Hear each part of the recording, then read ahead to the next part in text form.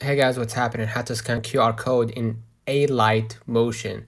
So first of all, I'm gonna go to a random QR code, right? So I'm gonna take a screenshot of this. Okay.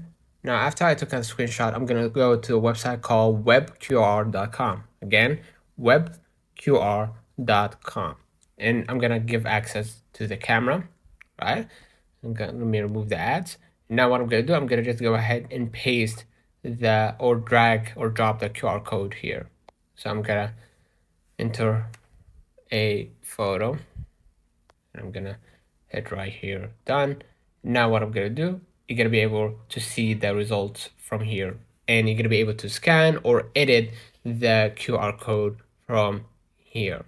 Okay, so basically that's it. Let me know in the comments if this video helped you. Do not forget to like and subscribe, and if you found a link, just click the link to verify the QR code, and then you're gonna be able to import whatever inside that QR code. So thank you for watching.